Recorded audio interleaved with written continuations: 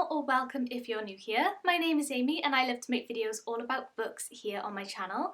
So I feel like I have to explain a little bit. I don't know why, because I'm sure nobody has even noticed, nobody cares, but I did miss the past 3 uploads, I think, because I have just had so much going on. I have had things in my personal life come up and then I had to go into surgery for a weekend, so that definitely threw off my filming schedule. It was nothing life-saving or anything like that, it was just a small procedure, but I am back fully recovered and I'm ready to make some more videos. And as you can already see, I have my Christmas tree up. It feels amazing to have the decorations up and get in the Christmassy spirit. So today, grab yourself a cup of tea or coffee.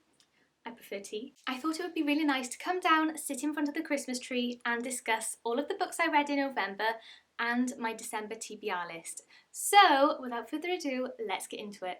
Thank God for Goodreads, because this is where I log everything and it's so easy to see exactly what I've read and keep track of things. So I think that the first book I finished reading in November was The Hating Game by Sally Thorne. Oh my goodness. And also the movie trailer came out this month, or in November.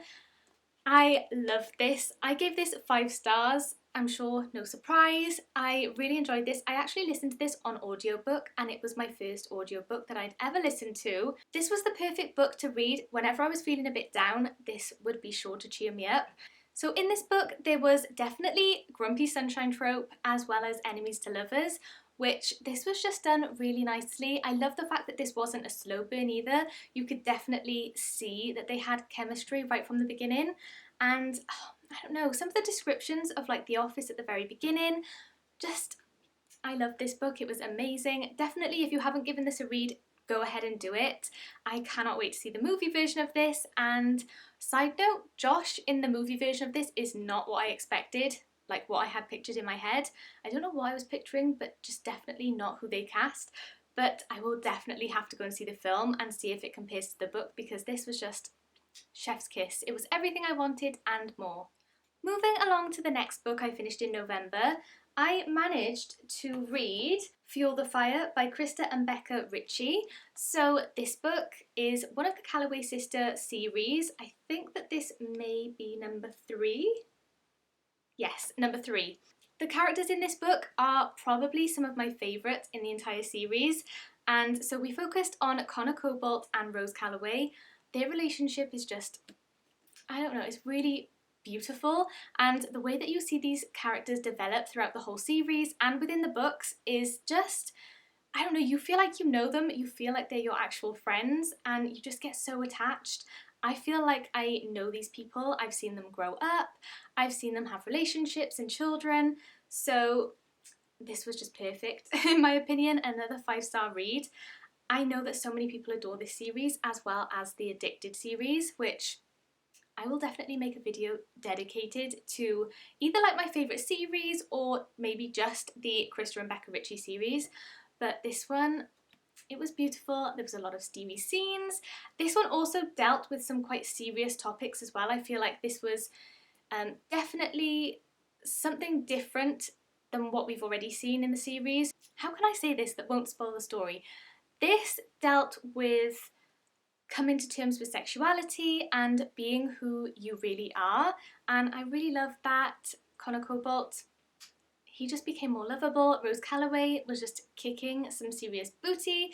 I loved it. So yeah, another one off the list, and this, like I said in my last video, is a very chunky book. I think this took me probably about a week to read, but oh my goodness, it's just such a comfort read. Moving along to a book I think that I already started in October, but I carried on reading into November, and that was Layla by Colleen Hoover. I will put it somewhere on the screen right by here. This book was completely different to what I anticipated it being like. I don't know what I really expected, but definitely not what was in the book. So this was a paranormal romance. We see Leeds, who is in a band, he's very unhappy, and he meets Layla, who is basically the girl of his dreams. She's very happy-go-lucky, and they fall in love and have a bit of a whirlwind romance at the beginning. And then something happens to both of them, but mainly Layla, where she's involved in a assault, I guess is the best way to put it, and she suffers from brain damage. However, when she wakes up from her injuries, she's just a completely different person, and Leigh has no idea what's gotten into her. If you've read the book, I hope you get that pun. And yeah, this was just, it was really good. I love Colleen Hoover, I've said this a million times over, and I will die on that hill. But this was very different to what I was expecting. It was a massive plot twist. I do love all of the plot twists that Colleen Hoover comes up with. And yeah, again, 5 stars. I really did enjoy this book, but it just was completely different to what I was expecting. I hope that makes sense. It was still amazing, but just different, which I kind of liked. Ninth House by Leigh Bardugo was another one which I finished up this month, and I really enjoyed this book. It was definitely quite confusing to get into. I found that I had to look up the plot quite a few times just to come to grips with kind of what was going on. But once I got into the swing of things and I did get my head around the concept, this was really good. I gave this 4 stars. It didn't quite meet 5 stars for me just because I think the genre in general is not like my favourite. I do prefer a romance, but for being like a fantasy, supernatural kind of book, I really enjoyed this. I find this one very difficult to explain exactly what it's all about, but I'm going to do my best. So this is about a girl called Alex, and she's had quite a hard life growing up. She's always felt a bit different, and she can see ghosts. So I think they're called greys in this book, and something happens to her in her kind of like teenage years, and she becomes the sole survivor of a homicide attack. Nobody actually knows what happened, and Alex doesn't remember, but all of a sudden she's in her 20s, so she's like a more mature student, and she becomes part of a society called the Leigh, and they look after all of the other secret societies of Yale University. And it's just this really crazy story about Alex and her mentor called Darlington. He goes missing, and she's trying to kind of get him back. So we're flipping between the present and the past. So we're looking at Darlington kind of training Alex to step into his position, and then we're in the present where Darlington has gone missing and Alex is just trying her best to look over all of the houses, and there's some kind of dodgy things going on. A girl is murdered, and Alex knows that this girl is connected to the secret societies. Even though at first this seems like there's no ties, she is positive that there's something going on, and then this whole plot unfolds. It's really good, it's very complicated, and yeah, like I said, 4 stars for me, but I can completely see why people give this 5 stars. Guys, I purchased the paperback of The Love Hypothesis. I started to read this on my Kindle, and then I saw it in the bookshop, and I just had to get it. So this book was everything I wanted and more. Very much a feel-good read. So this is about Olive, and she is a PhD student. She's trying to cure pancreatic cancer, and her, I don't know whether it's not her advisor, but an advisor in the department who's called Adam. He has a very horrible reputation. He's just known as like a hard ass, and he's so rude to the other students.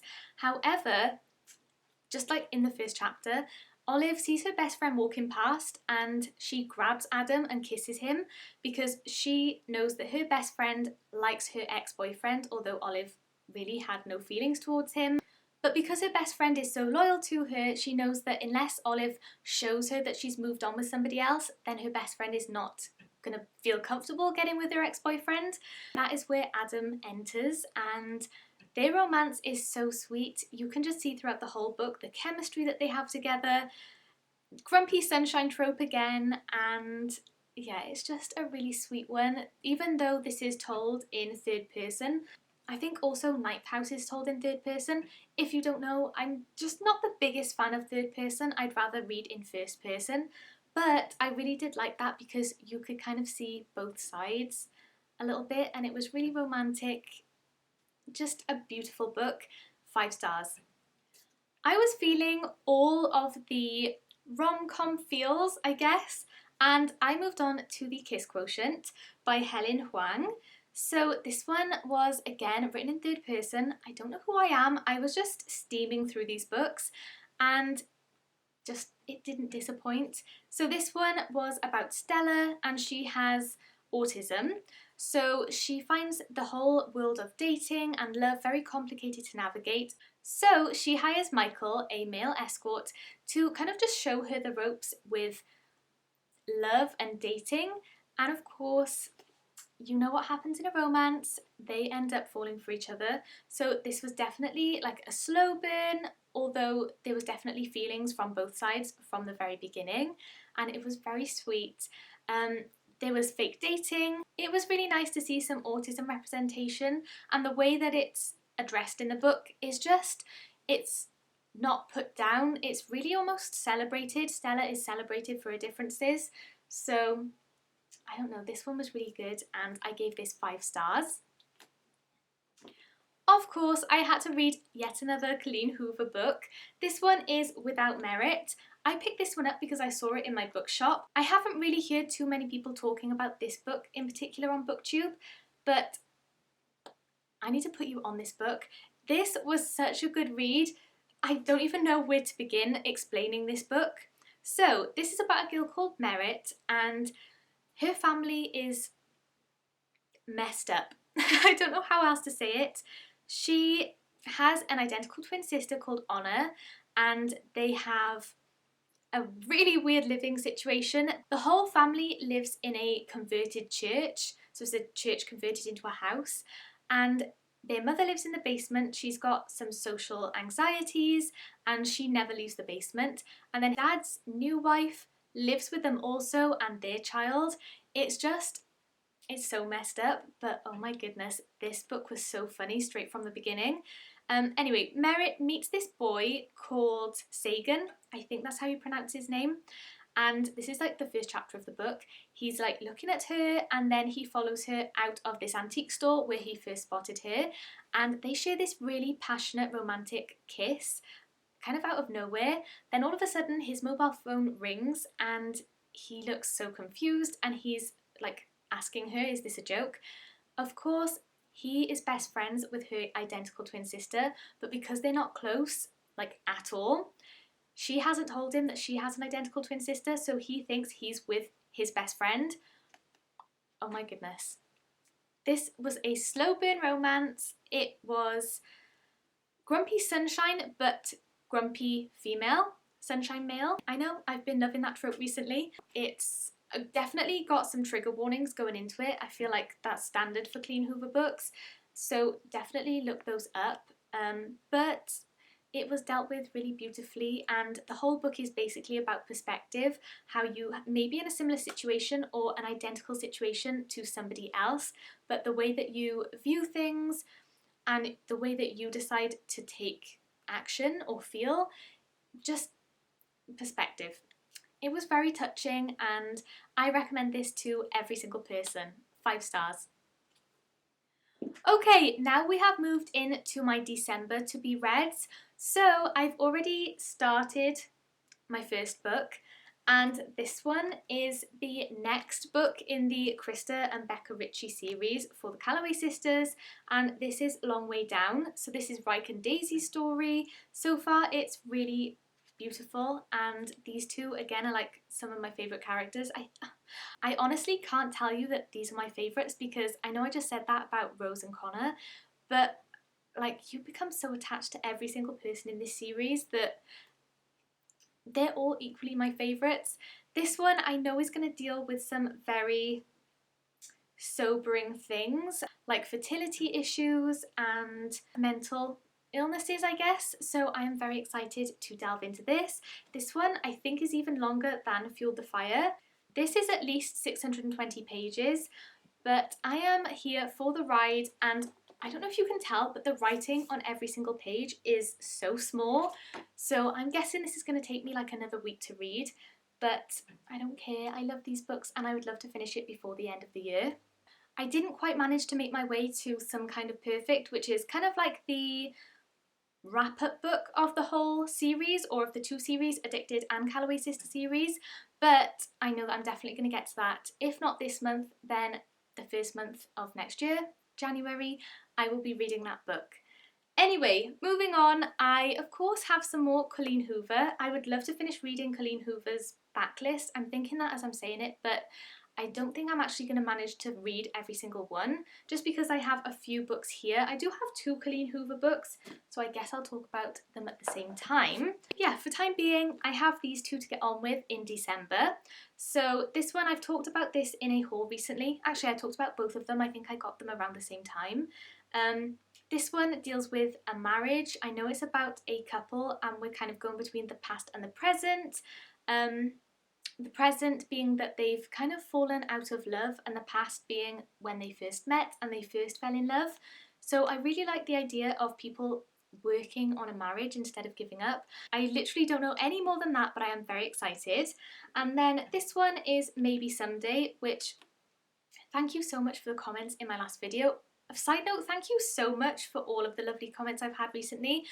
Because I've been ill the last few weeks, not ill, like recovering from surgery, I have just been reading my comments and trying to reply to you, but it's just been so overwhelming seeing all the nice comments about this channel, so thank you so much. It just makes me so excited to film more videos. And yeah, thank you to the person who explained that there is a series to do with this book. I definitely need to order those books, and I'll probably do that now, straight after I film this video. So yeah, this is Maybe Someday. Not knowing too much going into it. It's about a girl called Sydney, and she spots a musician on his balcony. I think he lives opposite her, but that's all I really know. I kind of loved going into Without Merit, without knowing anything, so I think that's what I'm going to do. I'm not going to look up anything, I'm just going to go in blind. And I have kind of not so much a wintry book, but this is definitely more, it gives me wintry vibes. This is From Lukov with Love by Mariana Zapata. I love Mariana Zapata. I know that everybody does. I've seen her mentioned all over TikTok, all over YouTube. She is just the slow burn queen, but I don't know anything about this book apart from it's an ice skating romance, and I haven't come across anything like that in the books I've been reading over the past few months, so this is going to be my first. I love watching ice skating. Dancing on ice every year is like peak winter TV. So I am very excited to see all about this. Again, super long. This is probably about 500 pages. So I should just about manage my to be read list this month, hopefully. This gives me super wintry vibes and I cannot wait to give it a read. Okay, I do have a few which I added to my Goodreads bookshelf, my to be read bookshelf, and these were specifically Christmas themed because of course once a year December rolls around and I feel like that's the only time of year I'm in the mood to read a Christmas book. So on my list I do have In a Holidays by Christina Lauren, as well as, wait, I will display these on the screen here. So that is In a Holidays by Christina Lauren, One Day in December by Josie Silver, and Fool Me Twice by Camilla Isley? Those are the 3 Christmas specific books I would love to read. I know nothing about these books, so I am very excited to just go in blind. I've seen so many people on my Goodreads reading these recently. I am so excited to be reading some books to really get me in the holiday mood, and if you can't read them now, when can you read them? I am ready to start baking and making and eating all the good foods. Hope you guys have enjoyed this video. Thank you so much for clicking and thank you for spending your time with me here today. Also, let me know what books you'll be reading this month. I would love to know. And let me know if you've read any of the books I've mentioned today. As always, I hope you have a wonderful morning or night wherever you are, and I'll see you in my next one. Bye guys!